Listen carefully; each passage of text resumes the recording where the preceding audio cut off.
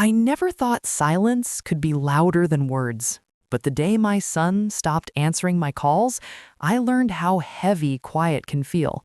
I used to call him every Sunday at exactly 6 in the evening, not because I wanted to control his time, but because that was the hour his father and I used to sit together after dinner, when the house was calm and the world slowed down.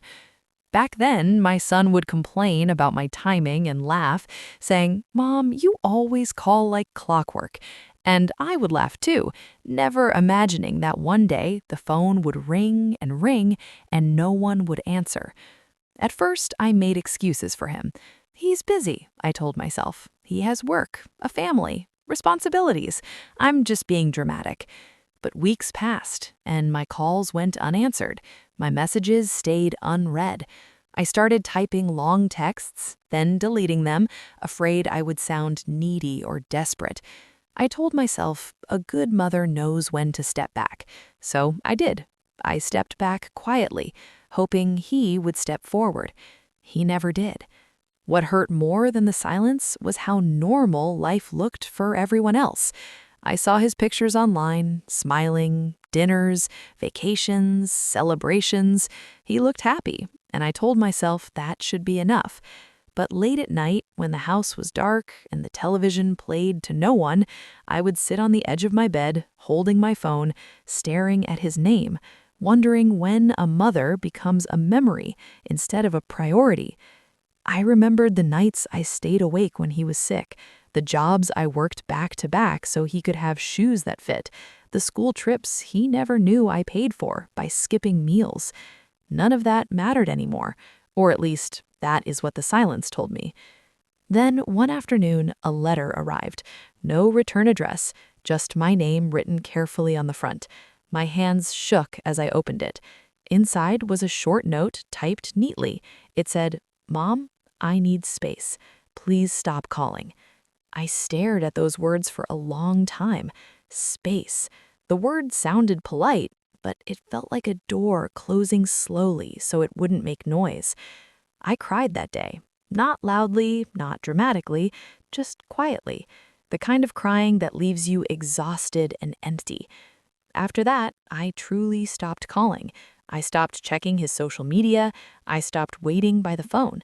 I told myself this was what loving him meant now, letting go even when it hurt. Then something unexpected happened.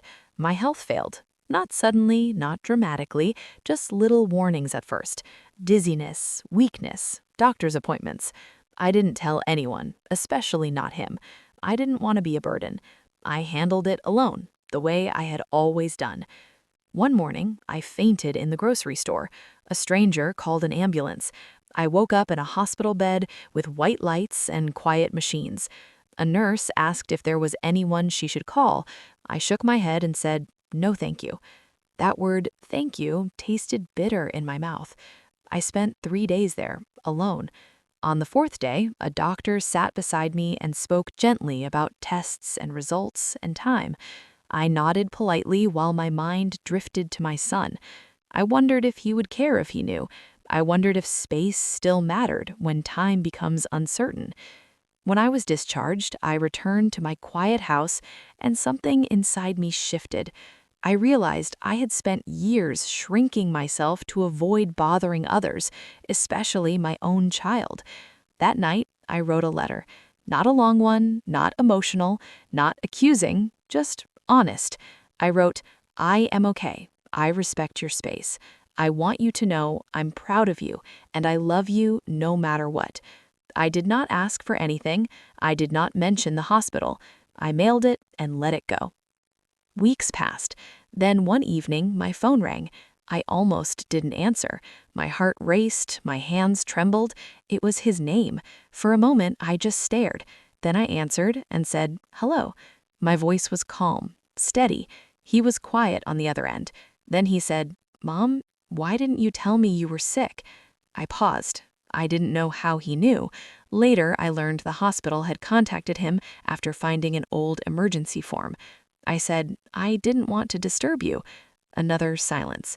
Then his voice broke. He said, "I thought you didn't need me anymore." I closed my eyes as tears filled them. I said, "I always needed you. I just didn't want to beg." He told me things I never knew, how overwhelmed he felt, how he didn't know how to be a husband and a son at the same time, how silence felt easier than disappointing everyone. We talked for hours, not fixing everything, but finally seeing each other again. Before the call ended, he said something I will never forget. He said, "I thought you were strong enough to be without me."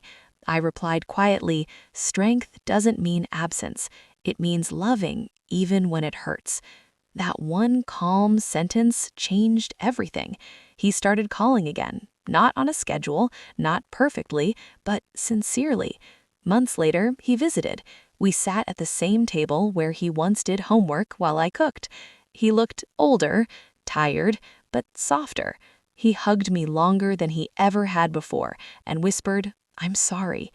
I realized then that sometimes people don't leave because they don't love you. They leave because they don't know how to carry both love and life at the same time. And sometimes all it takes to bring them back is not anger, not guilt, not demands, but one calm, honest sentence spoken from a place of quiet strength. After that day, the house felt strangely larger. The same walls, the same furniture, but the silence felt heavier than anything I had known before. My phone stayed quiet. Morning, afternoon, night. No missed calls, no messages, just silence. I kept telling myself, children grow up. This is normal. This is life. But every evening I still found myself sitting near the window, watching the street as if my son might suddenly appear. Once he used to call me for everything. Now he only called when he needed something. Then one day he finally said it. "Mom, I have my own life now. You don't need to call so often." His voice was calm, polite, almost kind, but something inside me broke. I didn't argue, I didn't cry in front of him, I just said, "Okay." And that single word changed everything. I stopped calling, I stopped checking my phone every hour. I taught myself that silence can also be an answer. I thought he would notice. I thought he would ask, "Mom, are you okay?" But days passed, then weeks, then months, and the silence only grew deeper. Then one afternoon, an envelope arrived. It wasn't from my son, it was from his wife. Inside was a short note. "Please don't visit without calling. It makes things uncomfortable." My hands shook. My chest felt heavy, and for the first time I asked myself, had I become a burden? That night I stood in front of the mirror and made a decision. If my silence gives them peace, then my silence will become my strength. From the next day, I stopped waiting. I stopped hoping. I began opening old files, old papers, things no one had cared about for years, and that's when my memory stopped on one document, one signature, one detail that held everything together. And in that moment, I understood something. They didn't forget me. They underestimated me. And that realization changed the way I saw everything that came next. After realizing they had underestimated me, I didn't feel angry. I felt clear for the first time in years. Clarity has a strange calm to it.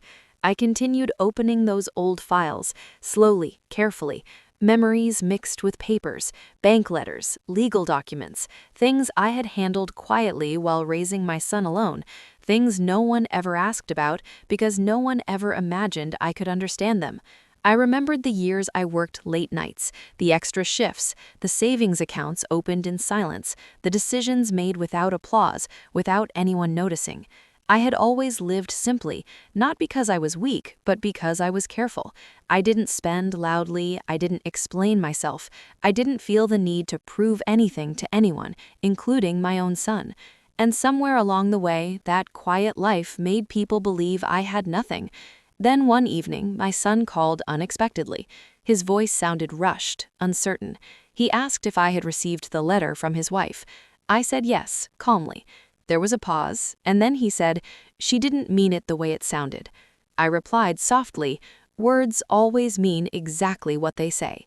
Another pause followed, heavier this time. He asked if I was upset. I said, "No, I am aware." Awareness scared him more than anger ever could, because awareness cannot be argued with. He tried to change the subject, asked about my health, my days, my routine. And for the first time, he was the one filling the silence, not me. Before ending the call, he said, "Mom, you seem different." I answered, "I'm the same. You're just seeing me clearly now." After that conversation, I didn't rush anything. I didn't confront anyone. I let time do its work. Days later, I received another call. This time, his wife was on the line. Her tone, polite, controlled. She asked if we could talk sometime. I agreed without hesitation, not because I wanted peace, but because I wanted truth. And I knew truth arrives when people stop feeling threatened. I sat down calmly, holding the same strength silence had been teaching me for months, because I understood something important now. The next words I spoke would not come from pain, they would come from certainty, and certainty changes everything.